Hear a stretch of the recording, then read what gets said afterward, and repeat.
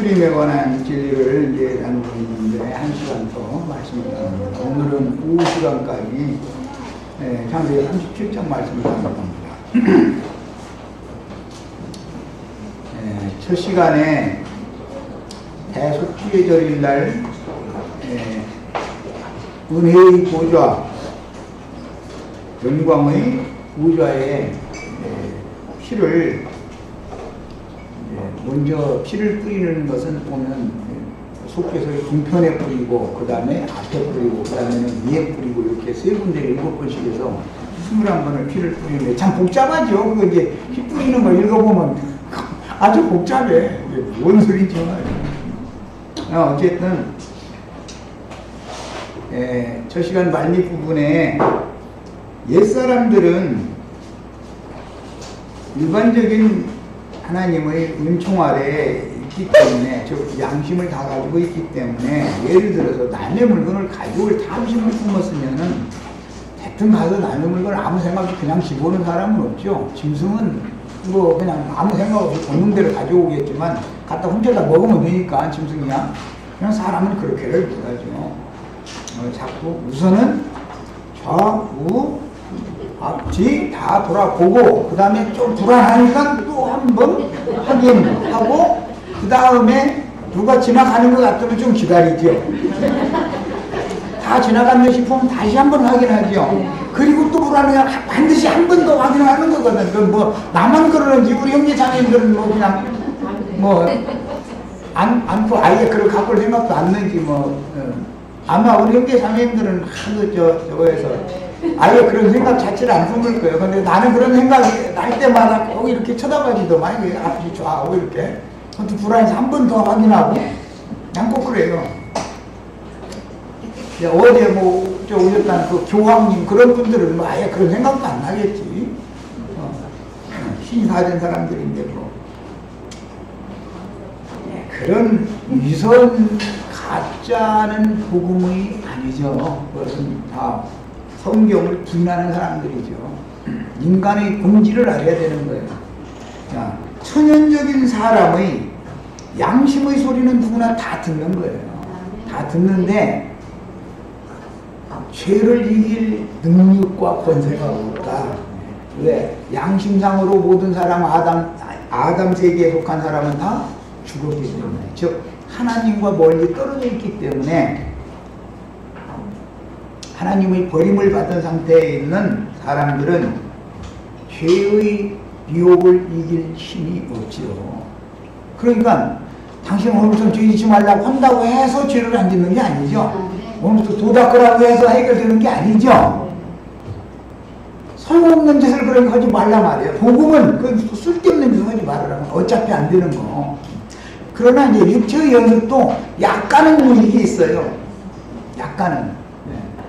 명색이 교황님이고 명색이 추기경님인데 나처럼 그렇게 뭐 그냥 딱 보고 그 괜찮네 싶으면 이렇게 쳐다보고 손이 슬금슬금 가는데 이제 그런데 또 심장이 두근두근 하지.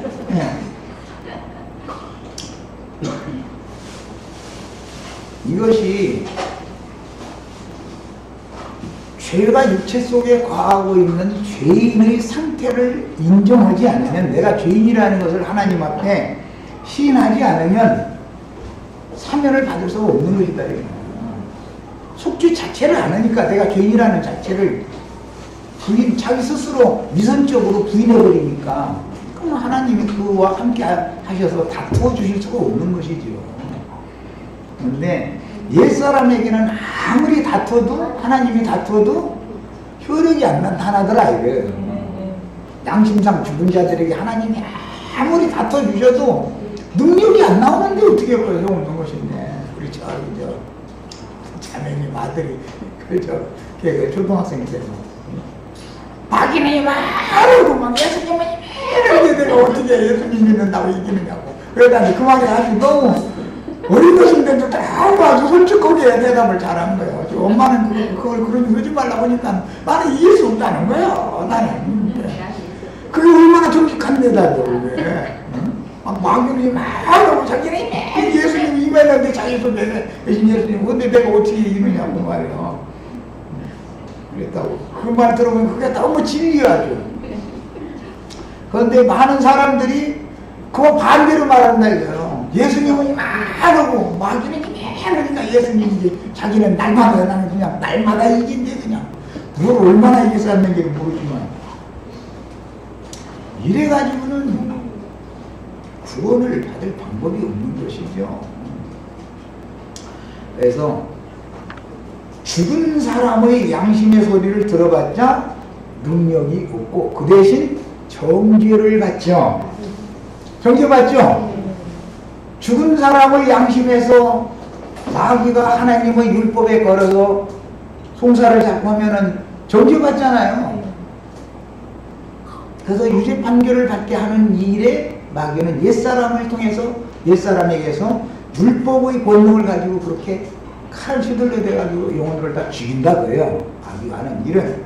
마귀는 도적질하고 죽이는 목적을 가지고 있는 것이죠. 그러나 하나님은 도덕질 당한 자를 되찾아오고 죽은 자를 살리는 능력을 행해야 되니까 그러려면 우선 양심상으로 죽었던 자를 양심상 먼저 살려놔야 된다고요. 양심을 먼저 살려놔야 된다. 야, 그래서 속죄소에 피를 뿌린 속죄 제사를 드린 사실이 분명하고 자신의 양심에 인침이 확실하게 받은 사람이면은 핏소리를 듣는다. 항상 살아서 말씀하시는 핏소리를 듣는다. 이게 말씀이 능력이기 때문에 그 피의 증거를 들어야 죄의 유혹이 있을 때 이겨낼 수 있다. 이길 수 있다. 죄의 유혹이 없어진다는 말이 아니에요. 죄가 없어진 게 아니죠. 육신을 입은 사람이 살고 있는 세상에 있는 한은 죄라는 건 계속 세상 임금이죠. 세상 죽은 자가 누구냐면 죄다 이거예요. 마귀다 이거예요. 그런데 세상이 완전히 없어질 때까지는 죄가 하나님의 일에 유용하게 이렇게 쓰임을 받는 거예요. 마귀가. 그래서 지성소의 핏부림을 받은 그 사람에게 두 그룹 사이에서 하나님의 말씀이 주어지는데 그 말씀은 피를 뿌린 다음에 들려주는 말씀이니까 그것은 상징으로서 사람의 심령의 중심 기능이 양심이다. 그 양심에 예수 그리스도의 핏부림을 받으면 사람의 양심이 청결케 되어지면 그때 하나님의 얼굴을 맞대고 보게 되기 때문에 하나님의 두려움 앞에서 가등손이 오게 돼 있는 것이지 천연적인 사람의 양심 속에서도 그거 가지고 오지 마, 가지고 오면 더 주고 그렇게 하면 점점 더 갖고 오고 싶죠. 손을 여기로 가면서 가지고 오지 마 소리 들리니까 가슴이 덜렁덜렁 하는 거 아니겠어요? 손이 안 가면 이거 덜렁덜렁 할 필요가 뭐가 있어? 그러니까 손을 자꾸 가면서 핏소리를 아벨이 그 소리를 자꾸 들으니까 가슴이 덜렁덜렁 하는 거 아니야. 그리고 여기 사방이 쳐다보는 것도 그래요 그런 것이고. 그러니까 이것은 죄를 이길 능력이 없는 사람은 죽은 양심의 소리를 듣는 사람이기 때문에 죄를 절대로 이길 수 없다. 죄의 능력과 권세가 얼마나 어마어마한 걸 알아라 이 말이에요 지금 성경이라는 것은. 그런데 내가 죄를 이긴다 잃어버리면 다 이겨가지고 천년 동안 미리미리 지금 왕으로 서고 있다는 사람들 얘기 나오면 이제 그러면 뭐 더 이상 복음이 필요 없는 사람들이죠. 그런 사람들은 이만큼 구속사에 대한 기본 진리도 모르는 사람들이 엉뚱한 소리하면 왜 따지지를 않느냐. 그것은 진리를 모르니까 맹신자가 됐단 말이야. 진리를 모르니까 그런 거예요. 알면은 따지죠. 알면. 당신이 뭐가 됐냐 지금. 강대상에서 강론하고 거룩거룩하고 교회 모임에 나왔을 때 교회 모임에서 음란한 눈으로 자매님들 쳐다보고 그렇게는 안 할 거 아니냐. 그럴 별을 없을 것이고 당신 혼자 있을 때 이쁜 여자 한번 지나가 봐라. 그때 당신 마음이 안 움직이는지 움직이는지 말이야. 당신 아내가 집에서 아무 뭔가 당신 자꾸 막 끌고 내리고 당신 뒤집어 놓는데 당신 정말로 당신이 운전하는지 아는지는 아무도 없는데 내려간만 있는 데서 알아봐야 되는 것이지 교회 모임에 와서 당신 해봐야 다 우리는 그거 안 믿는다. 나는 나 자신을 못 믿으니까 사람이라는 건 난 안 믿는다. 이래야 되는데 지금 현재 이미 다 이겼고 왕도로 선다 이러니까 막 할렐루야 아멘이야 그냥. 그거는 그게 뭐예요? 복음을 힘써 대적하는 짓을 하는 거다. 그렇게 다 됐으면 이 세상에 살 필요가 있어요 없어요? 안 봐야 될 거, 안 들어야 될 거, 안 만져야 될 거 계속 뭐라고 듣고 보고 만지고 그 짓을 반복해가면서 막 고통받아가면서 뭐라고 이 세상에 하루라도 더 살아. 그렇게 다 됐으면 아예 그냥 떠나버려야 맞지. 그러니까 피 뿌리는 진리를, 피 뿌림 받는 진리를 모르면 그렇게 엉뚱한 짓을 하게 되기 때문에 예를 들어서 말씀드린 거예요. 살아있는 말씀을 들으려면 먼저 산 양심에나 살아계신 하나님의 핏소리가 들리는 것이지 죽은 양심 안에서는 마귀의 소리만 듣는데 마귀가 예를 들어서 어제 왔다는 거 정복에서 들었다는 그 자고할 건데 그 교황님이 이제 예를 드는 거예요. 이거는 여러분 나쁜 짓 하십시오. 뭐 탐심, 욕심을 많이 품으십시오. 뭐 부자는 가난한 사람들 막 짓밟고 사십시오. 그렇게 가르치고 다니면 100만 명이나 되는 사람이 모였었다는데 100만 명이 모여요 안 모여요?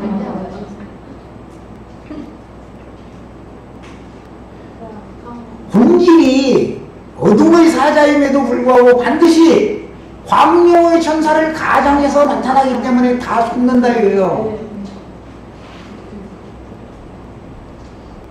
우리 형제 자매님들도 오늘부터 가서 형제 자매들 고생하시지 마세요. 잘 머리 잘 쓰고 해가지고 힘센 사람들 잘해서 연구해서 그 어떤 은행의 벽이 제일 얇은지 그것 좀 잘 재보고 무언 기구를 가지고 뚫어야 소리가 안 나게 뚫을지도 잘 계산해보고 그리고 근거는 어느 쪽에 있으며 그걸 또 어떻게 여는지 이것 좀 연구해가지고 한탕 해서 그냥 편안하게 저기 우리나라 사람 잡히면 안 되니까 저 중국 같은데 치안이 허술하다는데 멕시코 뭐 저 파라과이 우루과이 뭐 이런 나라는 치안이 허술하다는데 그런 나라도 괜히 다 휘문 가서 어디서 그냥 그냥 한평생 잘 먹고 잘 살다가 가세요. 그게 행복입니다. 만약에 내가 이런 걸 가르친다면 여기 와야 하나요?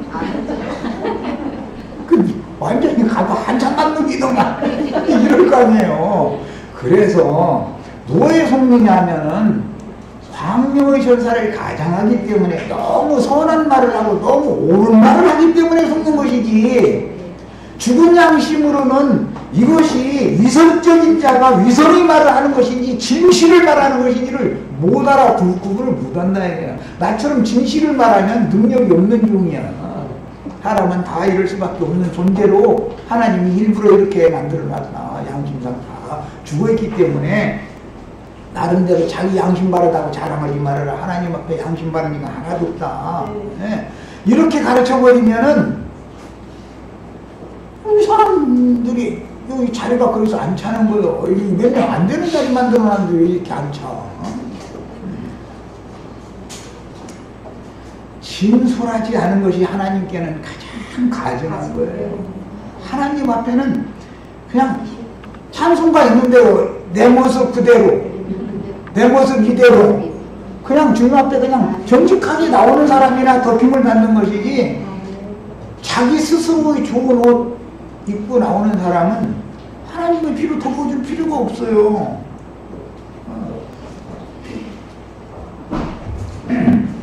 자, 이제 자료로 가서 읽겠습니다. 창세기 37장 31절부터 33절 사이를 읽습니다. 그들이 요셉의 옷을 취하고 이 요셉의 옷은 23절에 이르니 그가 입은 채색 옷을 벗기고 그걸 잡아 구덩이에 던져 넣자라고 상의했고 그대로 했죠. 그 옷을 취하고 수염소를 죽였다.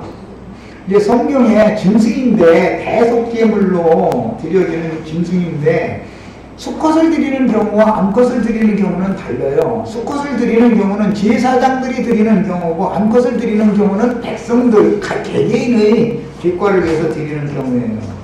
이제 이런 것도 성경을 읽을 때 유심히 읽어야 돼요. 왜 어디는 암컷을 드리고 어디는 수컷을 드리는가, 그런 것도 유심히 구분해서 읽으셔야 돼요. 자, 이것은 이제 대속죄절날 여기에 근거해서 대속죄절날 수염소의 피를 속죄소에 뿌리죠. 황소의 피를 뿌리는 것이 목적이 아니에요. 황소의 피를 뿌리는 건 대제사장 자신과 자신의 가족들을 위해서 뿌리는 것이고, 실제로는 모든 백성들의 죄를 속하기 위해서는 수염소의 피를 뿌리는 거예요. 그게 우리들을 위한 피 뿌림이라고 하는 것은 수염소 피를 뿌리는 것이에요. 황소를 잡아서 피를 뿌리는 것은 제사 드리는 아론 반차에 따른 제사장 자신과 그의 가족, 레위인이라 할지라도 제사장이라 할지라도 죄가 있기 때문에 그래서 이제 소로 드리는 거예요. 율법에 보면 이제 왕이나 대제사장이 번제 제사를 드릴 때는 황소로 늘 드리게 돼 있어요. 그게 율법이에요. 이제 그 얘기하다 보면 뭐 잠깐 언급을 안 할 수가 없네. 다윗이나 솔로몬이 1000마리 황소로 가서 번제를 드렸다는 거예요. 그러면은 이제 그 신령한 아무개라는 사람이 아마 그렇게 가르치는가 본데, 정지영 씨가 소 500마리 데리고 가는데 그렇게 차량이 행렬이 길었는데 1000마리를 어떻게 다 잡아서 제사를 하느냐고 이래가면서 그 말씀 자체를 부인하는 것 같은데, 사람이 뭐든지 조금 무지라는 게 낫지 지나치면 안 돼. 말씀에 1000마리를 드렸다 했으면 아멘 하고 1000마리를 드린 거예요. 사실은 이스라엘은 삼절기 때는 반드시 유월절, 초실절, 초막절 이 삼절기 때는 제사를 드릴 때 이스라엘의 20세 이상의 남자가 다 모여요. 이제 여자들 보고 싶으면 또 다 오는 거예요. 그런데 20세 이상이 안 됐더라도 12세 이상이면 남자들, 자식들 근데 교육상 데리고 다니기 때문에 예루살렘에 절기를 지키러 수백만 명이 모이는 거예요. 사람들 어디에서 나오는 식물을 먹느냐면 음식점에 가서 개인으로 사 먹는 게 아니에요. 절기를 지키러 오면 잔치집에서 주는 음식 먹는 거예요. 예를 들어서 우리 윤자매님이 아들 장가 보내. 그런데 초청해서 이제 갔어. 그런데 윤자매님이 내는 음식을 안 먹고, 우리는 이 음식 안 먹고 저기 나가다가 사 먹으려고 그러면 잔치 축복해 주러 간 거예요? 잔치 즐기러 간 거예요? 저주하러 간 거예요? 맛이 있고 없고 간에 맛있게 먹어주는 것이 잔치집에 간 사람의 의무야. 그걸 맛이 있네 없네 그러면 하면 안 되는 거야. 그리고 이제 맛이 없이 먹었을지라도 그 신랑 그 부모님이나 그 신랑한테는 이거는 아주 양껏 아주 맛있게 먹었다고 그래야 하는 것이지, 음식이라고 되게 맛없어가지고 이런 집에서 왜 했느냐 이래버린다가는 신랑 신부가 아주 지금 속 빼놓는 얘기죠. 그건 말이 안 되는 거예요. 절기라는 것은 잔치다 그 말이에요. 잔치 원래 절기라는 말이 잔치라는 말이에요. 근데 하나님의 성전, 잔치집이 성전이잖아요. 하나님의 집이지요. 하나님의 집에서 준비한 음식을 다 먹여야 되는 거예요. 그것도 하루 이틀이 아니에요. 며칠 먹여야 돼? 7일을 먹여야 돼. 7일을. 그러니 소를 한두 마리 잡고 염소 한두 마리 잡아서 해결이 나겠어요, 이것이? 그래서 그때는 절기 때는 레위인들이 다 동원되는 거예요. 레위인들이 48성읍에 흩어져 살던 레위인들이 이제 그때는 거꾸로 당직하는 거죠. 당직자만 놔두고 다 동원되는 거예요. 동원돼가지고 레위인들이 반드시 잡아야 되니까 짐승을. 그 사람들은 7일 동안 짐승 잡고 불고기 형이라고 아주 제일 바쁜 거 그 사람들이 이제 그렇게 해요. 그래서 그 역대기에 보면은 요시야 왕은 소를 몇 마리 6월절 절기에 잡아먹으러 몇 마리 내놨다고 했어요? 황소를? 3,000마리나 낳았다 해서 3,000마리 1,000마리를 그만두고 3,000마리를 내가 그랬어. 왜? 백성들 다 배불리게 얘기해야 되니까. 그런 말씀에 근거해서 돌아온 둘째 아들을 위해서 살림 소를 잡아서 잔치한다, 그렇게 나온 거예요. 성경을 알고서는 얘기를 해야지. 정주영 씨가 뭐 소 500마리 데리고 가는데도 그렇게 차량 행렬이 많았는데 어떻게 1,000마리를 다 잡느냐고. 3,000마리도 잡는데 1,000마리를 왜 못 잡아? 그 말이라고 하고 있어. 성경을 알아야 돼. 그래서 오늘 우리 지금 살찐 소 잡아서 잔치 준비해놨는데 소고기 파티로 오늘 우리 온 거예요 지금. 예. 스테이크 안심살로 좋은 걸로 잘 골라서 갈비살 좋아하시면 갈비살 달라고 그래. 그냥 요거 하는 대로 다 주는 거니까 해가지고서. 예. 하루 이틀 먹는 것도 아니고 7일 동안을 모든 이스라엘 백성이 다 먹는 거예요. 잔치집에서 내는 그 하나님의 집에서 다 먹여주는 거예요. 이런 것을 알아야 돼. 그러려면 거기 전병이니 떡이니 이게 수백 광주리가 들어갈 거 아니에요. 그만한 사람을 일주일을 내게 되고 앉았으려면. 그래서 절기제라는 것이 이스라엘의 왕이 대제사장이 주재하는 절기제사라는 것은 어마어마한 행사단 말이에요. 그게.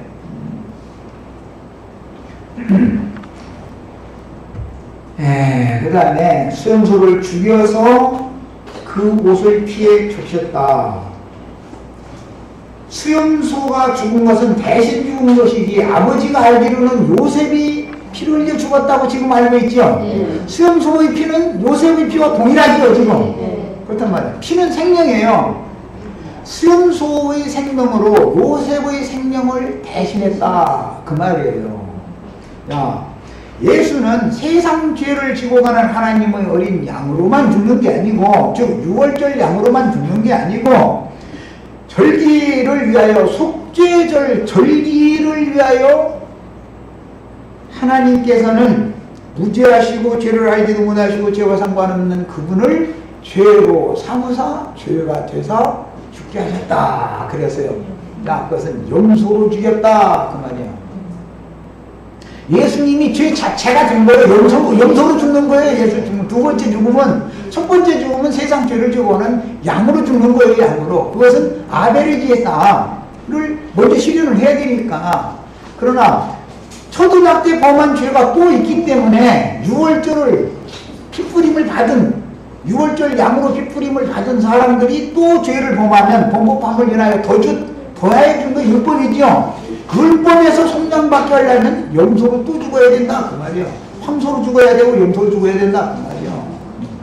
그러니까 이런, 왜 예수를, 사람 예수를 죽였는데, 예수를 죽이는 것은 모세가 지팡이로 반석을 치는 것으로 상징이 됐어요. 율법으로 쳐 죽이는 것이지요. 상징이에요.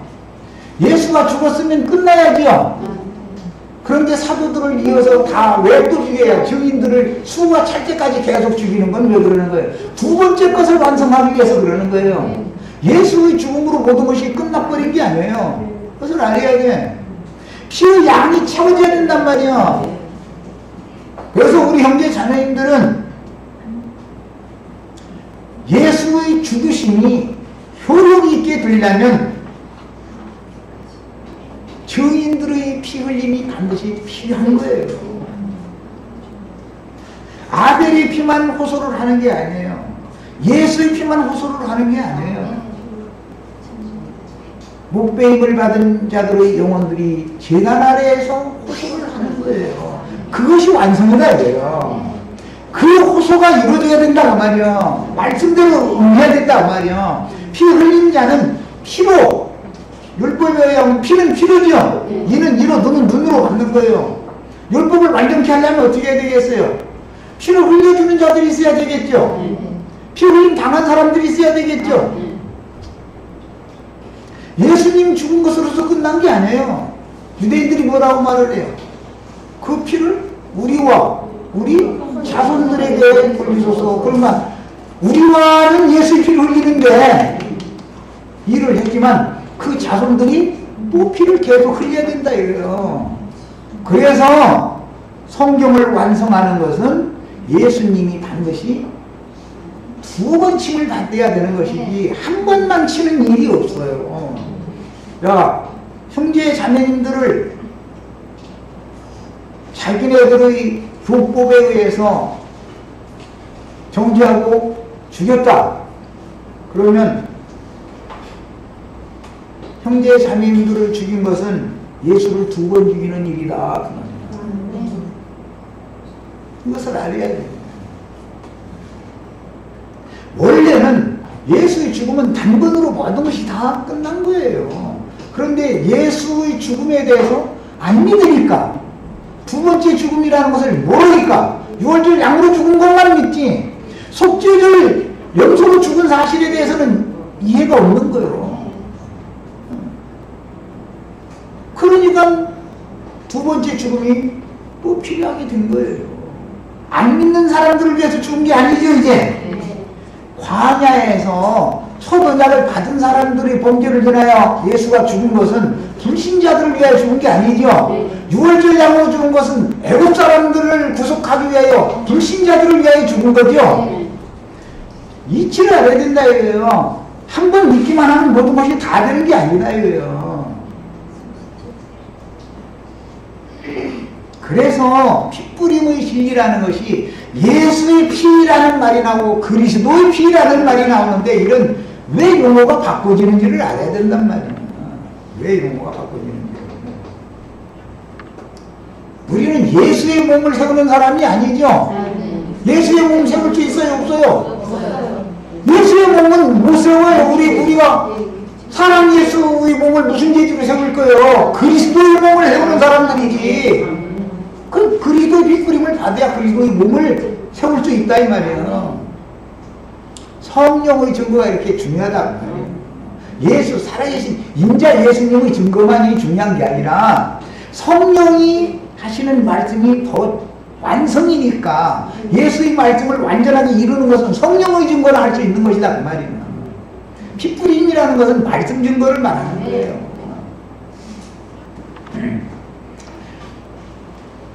그래서 수염소를 죽여서 그 옷을 피해 적시고, 왜냐하면 이 요셉의 형제들은 이스라엘 12지파 족장들이기 때문에 반드시 수컷을 드려야 돼요. 그래서 수컷을 죽인 거예요. 그 채색옷을 보내요. 채색옷이라는 건 아버지가 특별히 사랑하는 자라는 증거죠. 채색옷. 그것 때문에 지금 이 미움받쳐가지고 지금 이 난리를 당하는 거 아니에요. 그 아비에게로 가져갈 때는 염소 피에 적신 옷을 가지고 갔다 이거든요. 그런데 아버지가 그 옷을 보더니 이게 요셉이 옷인데 친구들 거 보니까 내 아들 요셉이 죽었네 이렇게 지금 믿고 있죠.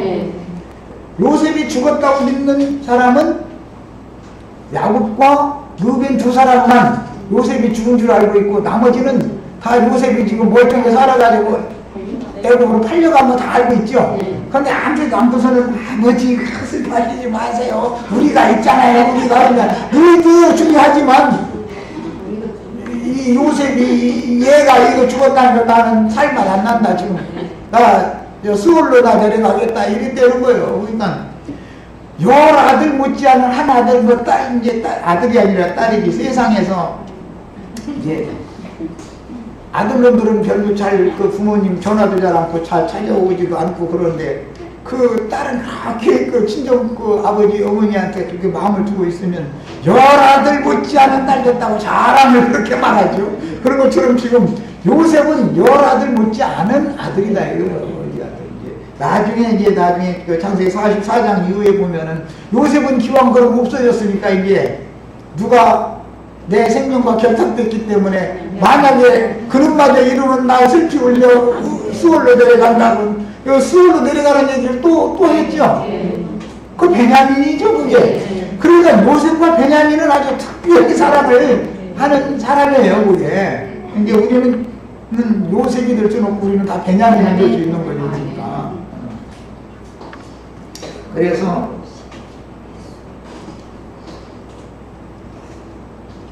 시므온 지파나 뭐 레위 지파나 이런 사람들이 사역을 하는 것은 유대인을 위하여 보냄을 받은 사도들이 받고, 베냐민 지파 사람 바울이 이방인을 위해서 보냄을 받잖아요.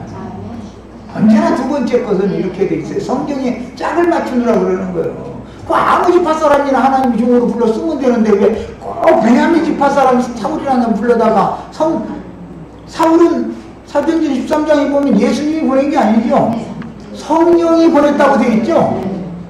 나도 사도다 그 말할 때 나는 성령이 보낸 사도다 그 말이지, 바울이 말할 때는 예수님이 사람 예수가 날 보냈다는 게 아니에요. 그런데 유대인들은 사람 예수가 보낸 사도들은 큰 자고 성령이 보낸 사도에 대해서는 모르기 때문에 무시했다 이거예요. 그러니까 소신서를 쓸 때마다 바울 사도는 막 착같이 내가 사도다 그건 막 계속 증거하는 거예요. 내가 예수를 못 본 줄 아느냐? 사실은 육신에서는 못 봤어요. 밤의 색도상에서 예수를 만났어요. 성령으로 오신 예수를 만났어요. 바울 사도의 사역이 베드로의 사역보다 더 완전한 사역이란 말이에요. 똑같은 피에 관한 증거를 하는데도 베드로도 베드로전서 1장에 보면 피 뿌림을 얻기 위하여 라는 말이 베드로도 해요. 피 뿌리는 얘기를. 그러나 바울 사도와 같이 명확하게 증거를 않는다 이거예요. 베드로는 그냥 두리뭉술하게 이렇게 그냥 피 뿌림 받았다는 거예요. 오늘날 기독교가 다 두리뭉술하게 예수의 피밖에 없네 가면서 다 하죠. 그런데 두 번째 피 뿌림은 그리스도의 피 뿌림에 대해서 증거 한번 해봐라 그러면 모른다고요. 예수의 피는 골고다 언덕에서 육신적인 피를 흘렸는데 그 피가 당신을 구원했다고? 푸른파어로 목사분회가 대화하면서는 말이에요. 그 피가 당신 구원했다고? 그 피는 2000년 전에 비바람 불어가지고 지금 다 흥분일기 속에 묻혀도 녹는데 어떻게 구원을 받았냐고? 그러니까 그냥 가만히 믿음으로 구원을 받은 거 아니냐? 그러면 성령의 말씀이 믿어져야 핏뿌림을 받아서 그 피로 구원받았다는 말이 증거가 되는 사람인 것이지, 예수의 피로 구원받았다고 하는 것은 그 앞에 예수가 피 흘리고 죽은 걸 본 사람은 그때 당시 예루살렘 사람들, 예수의 십자가 앞에서 모여있던 사람들이나 그걸 봤지, 목사님 그거 보지도 않았으면서 말이야 지금 거짓말하는 거 아니냐 말이요. 내가 들어볼 때는 목사님이 말이요 붕 뜬 교리 구원받았단 말이에요.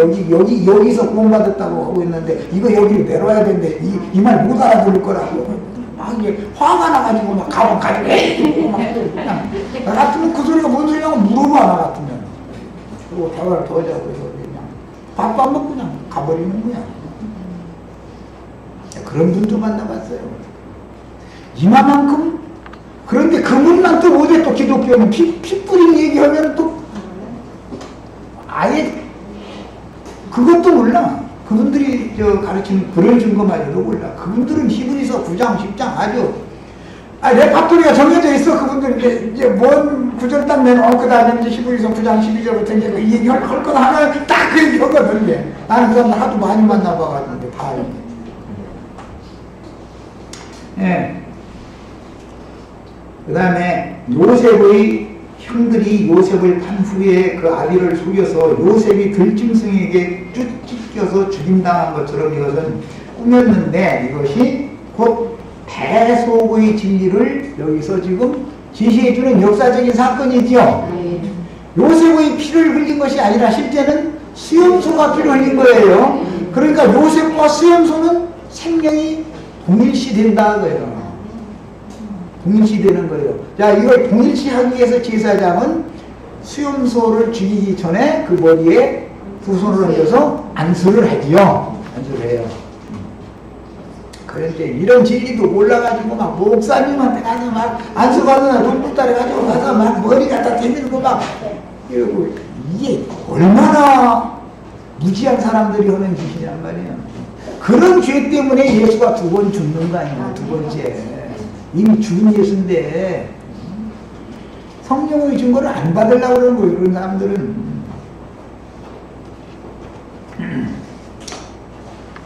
그 다음에 요셉이 들짐승에게 찢겨 죽임당한 것처럼 이렇게 꾸몄는데, 이 원리에서 대속제사라는 것이 여기에 지금 암시되고 있다. 요셉이 죽은 게 아니죠. 사실은 염소가 죽었죠. 그러나 아버지는 요셉이 죽은 걸로 지금 철두철미하게 받아들이고 있는 것이죠.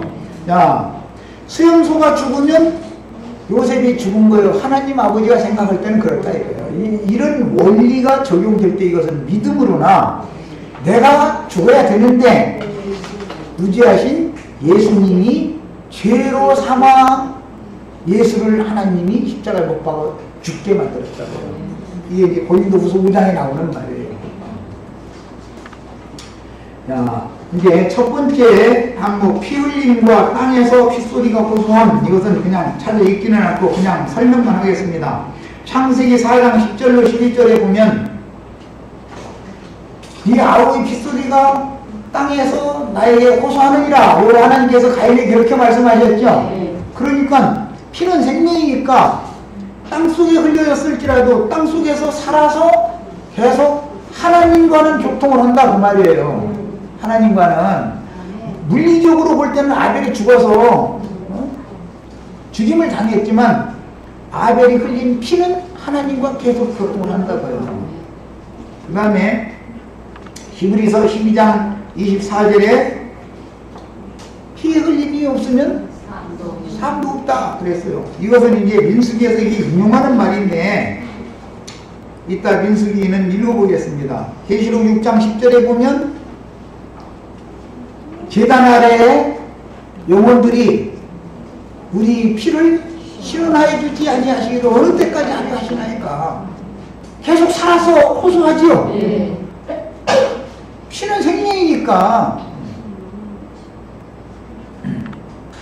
그 다음에 그 피의 호소를 맨 먼저 사도들이 증거했고 증인들이 증거했고 계시록 12장 11절에 보면 하나님의 말씀과 어린 양의 피와 저희 가진 증거를 인하여 옥배임을 받은 자들의 그들의 증거가 곧 피의 증거다. 그래서 어린 양의 피에 대해서 증거한 사람들이 계시록 12장 11절에 그들이 죽기까지 자기 생명을 아끼지 않았다. 그러니까 지금 우리 형제 자매님들도 피의 증거를 할 수 있어야 된다고요. 이것이 현실적으로 아벨의 피, 예수의 피, 그리스도의 피가 살아서 하나님과 지금 소통하고 있는 증거다 이 말이에요. 피 뿌리는 말씀에 대해서 가르치는 증인들이 없으면 피로 호소를 할 수가 있어요 없어요? 현실적으로. 그래서 증인들을 통해서 그 피는 살아있는 피로 매 세대에게 구원 얻을 자의 충만의 수가 찰 때까지 계속 피는 땅에서 흘린 피는 하늘에 계신 하나님 앞에 호소를 계속하는 중이다. 자, 그러면 공의로우신 하나님은 그 피값을 반드시 갚아야 돼, 안 갚아야 돼? 그냥 갚지 않는다. 다만 피의 양이 채워질 때, 피 흘린 자의 수가 채워질 때 그 때가 돼야 역사상의 그 일을 실현한다라는 것이다. 그 다음에 이제 피를 흘리는 자들 이야기는 뭐 유대교 지도자들 보고 예수님 마태복음 23장에 보면 너희가 아벨의 피로부터 제단과 성소 사이에서 돌려받아 죽은 바라기아의 아들 사가랴의 피까지 너희가 감당하라. 그들의 조상들이 하나님이 보낸 종선지자들의 피를 대대로 흘린 자들이다. 너희는 그 자손됨을 너희 스스로 그 후손이라고 지금 증거하고 있지 않냐. 하나님이 보낸 종선지자들 죽인 자들이 너희 조상인데 너희가 그 피의 양을 채워라. 그 말은 이제 한 시대를 심판하고 종결할 때가 됐는데 내 피를 흘림으로 한 시대가 딱 종결된다. 그 말이란 말이야. 그런데 예수를 실제 죽이려고 재판할 때는 무법환자인 법이 없는 이방인인 빌라도가 물떠와 그러더니 손 씻어가면서 그 피에 대하여 내 손에는 난 피를 묻히기가 싫으니까 그 피에 대하여 난 무죄하다. 그러니까 그래요? 걱정하시지 마세요. 그 피를 우리와 우리 후손들이 돌리세요. 이러더라고요. 그래서 피 흘리는 자들이 효소가 계속 2000년 동안 끊임없이 지금 피는 하나님 앞에 무죄한 피가 흘려진 그 피스토리가 하나님 앞에 계속 상달되고 있는 중이란 말이에요.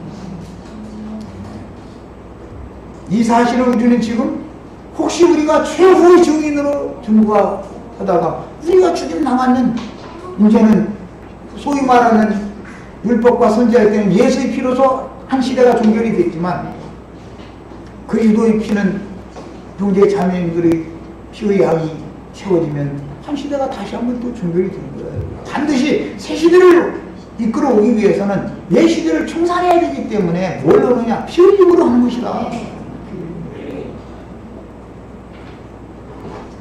그 다음에 계시록에 보면은 사도들과 선지자들과 성도들의 피가 큰 음료를 성에 보였다 그랬죠. 그래서 그 큰 음료를 심판해 버리는 것이 하나님이 피의 호소를 들어주셔서 피값을 갚아주신 것이다. 그 다음에 대속을 위한 피 흘림이 없으면 사명이 없다. 민수기 35장 33절로 34절 읽겠습니다. 빨리 찾아서 읽습니다. 빨리 찾습니다. 자신의 성경을 찾아서 저기 신약 성경 히브리서에 히브리서 9장에 피 흘림이 없으면 죄들이 사면이 없다라는 말씀을 구약 성경 어디선가 이게 인용을 하는 거기 때문에 무슨 원리로 그런 말씀을 하고 있는지를 알려면 원래 나온 말씀을 알아야 되니까 이걸 시간이 걸려서 같이 찾아 읽으라고 그러는 거예요. 33절 34절 있습니다. 너희가 거주하는 땅을 더럽히지 말라. 땅을 더럽힌다라는 것은 피는 땅을 더럽히는 이런다 그래요.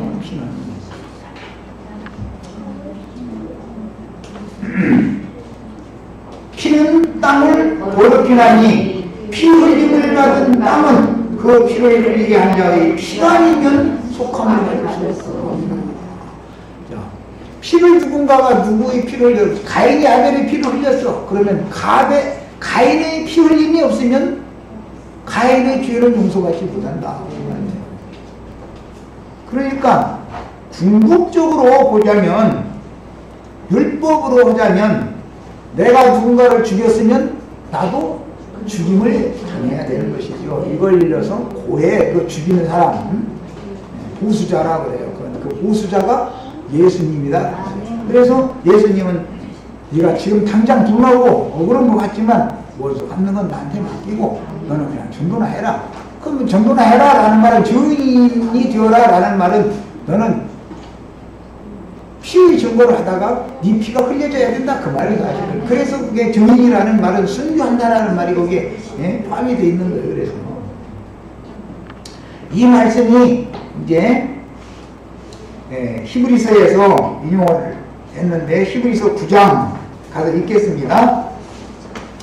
11절부터 22절 여러 번 읽은 말씀이겠지만 오늘 피 뿌리는 율법에 대해서 그 근거가 뭔가에 대해서 오늘 말씀을 나누는 시간이니까 같이 읽어보겠습니다. 히브리서 9장 11절부터 봅니다. 그리스도께서는 장래 좋은 일의 대제사장으로서 손으로 짓지 아니한 것 곧 이 장래에 속하지 아니한 더 크고 온전한 장막으로 말미암아 이 장래에 속하지 아니한 장막이라는 사람의 손으로 지은 성전이 아닌 하나님이 친히 지으시고 경영할 터가 있는 한 성을 염두에 두고 이 생에서는 교회를 염두에 두고 하는 말이에요. 이 생에서는 교회예요. 그런데 교회도 하늘에 있는 자들의 장자 교회가 있고 땅에 속한 자들의 음료 교회가 있고 그래서 이제 이게 또 구분이 되죠. 이 창조에 속하지 아니한 좁고 온전한 장막으로 말미암아 염소와 송아지의 피로 하지 않냐고. 염소와 송아지의 피는 대속죄절날 레위기 16장에 나오는 말이에요. 대속죄절날 염소와 송아지의 피를 뿌리는 거예요. 오직 자기의 피로 영원한 속죄를 이루사 단번에 성소에 들어가시느니라. 예수님께서는 단번에 이게 이루어오는 사실이에요. 염소와 황소의 피와 및 암송아지의 죄를 부정한 자에게 뿌려 이 속죄절날 제물로 죽이는 소는 진박 정결한 재버리는 곳에 거기다가 갖다 똥이 이분이 거기서 다 불태우는 거죠. 그 다음에 부정한 자에게 죄를 부정한 자에게 뿌려 그 육체를 정결하게 하여. 구약시대에는 육체를 정결하게 하는 예법이었고 육체의 예법은 개혁이 되어지는 영혼을 정결하게 하는 것이죠.